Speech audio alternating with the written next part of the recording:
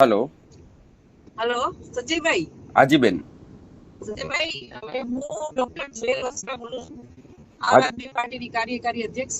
जी Ben. હવે આજે પૂનમ બેને જે બકવાસ કર્યો છે हाँ કે ભાઈ આમ આદમી પાર્ટીના નેતાઓ ફોટો પાડતા પણ નથી ને જનતાની વચ્ચે પણ જતા નથી ને જો આમ આદમી પાર્ટીના નેતા ઈસુભાઈ કે કેજરીવાલ સાહેબની સાથે ફોટો ખેંચ પડાવી લ્યો हाँ તો હું આ જાહેર જીવન છોડી દઉં। हाँ તો અમારી ચેલેન્જ છે, આમ हम्म આદમી પાર્ટીની ચેલેન્જ છે, કારણ કે અમારા નેતાઓ છે ગોપાલભાઈ ઇટાલિયા હોય કે ઈસુદાનભાઈ ગઢવી હોય, આ બધાઓ જમીન કામ કરે છે ને લોકોની સાથે રહીને કામ કરે છે बराबर।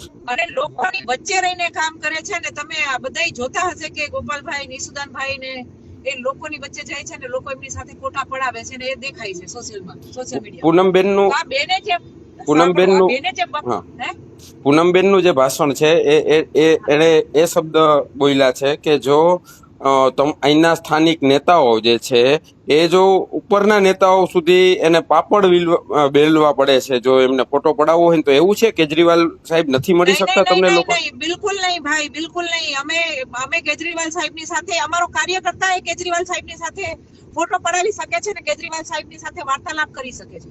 અને સાહેબ વારે વારે અરવિંદ કેજરીવાલ સાહેબ જ્યારે ગુજરાતમાં આવ્યા છે ત્યારે કોઈ એવો નાનો કાર્યકર્તા નથી રહી જતો કે જે સાહેબની સાથે ફોટો ના પડાવે। અને અમે લોકો જ્યારે સાહેબ જ્યારે આવતા હોય છે ત્યારે અમે કાર્યકર્તાઓની મીટિંગ રખાવીએ છીએ સાહેબની સાથે હોટલમાં। સાહેબ એમના માટે ટાઈમ કાઢે છે। હમણાં રાજકોટ આવ્યા હતા તો રાજકોટે કાર્યકર્તાઓને બધાને બોલાવી અને એ લોકોને ત્યાં બોલાવ્યા હતા અને એમની સાથે એને વાર્તાલાપ કર્યો હતો, એમની સાથે મીટિંગ કરી હતી કે તમે લોકો શું કરો છો। એટલે નાનાથી નાના કાર્યકર્તાઓની સાથે સાહેબ બેસે છે અને વાતો કરે છે। અને આ બેન બેકારનો બકવાસ કરે છે કે એ એમ કે છે કે મોદી સાહેબ એના માટે ઈઝી અવેલેબલ છે। તો આજે માનનીય પ્રધાનમંત્રી જો ગુજરાતની જનતા અને એમાંય તાલુકાના જામનગરના દેવભૂમિ દ્વારકાના તાલુકાની જિલ્લાના કાર્યકર્તાઓ માટે એટલા ઈઝી અવેલેબલ હોય તો સાહેબ આને તો ભારત આખાને જોવાનું છે।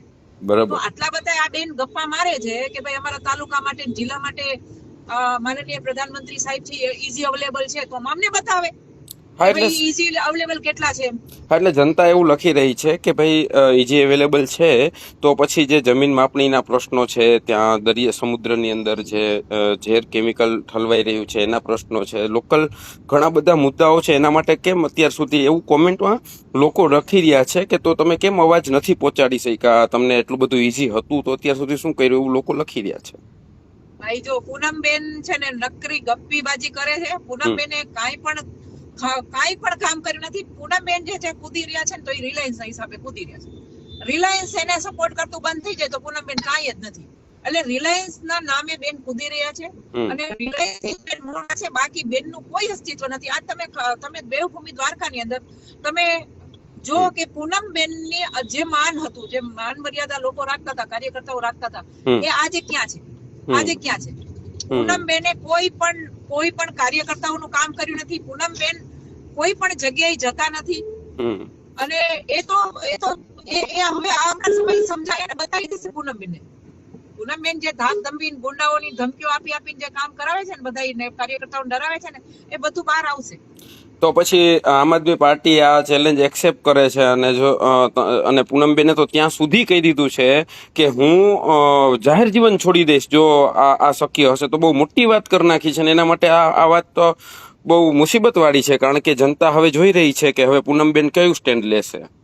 તો ભાઈ એટલા માટે જ તે એને જે એને સ્ટેટમેન્ટ આપ્યું છે ને કે મારે જાહેર જીવન છોડીને એના માટે થઈને તો આમ તો જો કે અમને આ બેન થી કોઈ મતલબ નથી કે જાહેર જીવન છોડે કે રે નથી, મતલબ નથી, પણ જે ખોટું બોલ્યા છે ને એના માટે થઈને આમ આદમી પાર્ટી ચેલેન્જ લેવા માટે તૈયાર છે।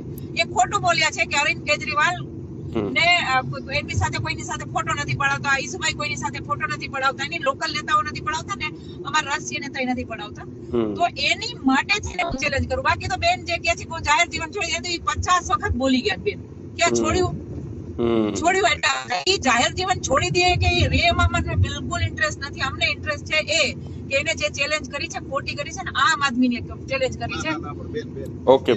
ઓકે બેન, તમારી વાત અમે પહોંચાડી રહ્યા છીએ જનતા સુધી। ઓકે બેન। એટલે તમારા તાલુકા પંચાયતનો સભ્ય ફોન કરે તો એ અવાજ દિલ્હી પહોંચે કે ના પહોંચે? જિલ્લા પંચાયત સભ્ય ફોન કરી અવાજ દિલ્હી પહોંચે કે ના પહોંચે? કોંગ્રેસ કે આપવાડાને પૂછજો એના નેતા હારે વાત કરવામાં એને કેટલા પાપડ બેલવા પડે. એ નેતા હારે આમ એક 1 to 1 ઉભા રહીને ફોટો ઈ જો પડાવી દે ને તો મારે જાહેર જીવન મૂકી દેવું. હકીકત છે. એટલા એક્સેસિબલ મોદી સાહેબ છે અમને બધાને. એ નેતા હારે આમ એક 1 to 1 ઉભા રહીને ફોટો ઈ જો પડાવી દે ને તો મારે જાહેર જીવન મૂકી દેવું. એ નેતા હારે આમ એક 1 to 1 ઉભા રહીને ફોટો ઈ જો પડાવી દે ને તો મારે જાહેર જીવન મૂકી દેવું.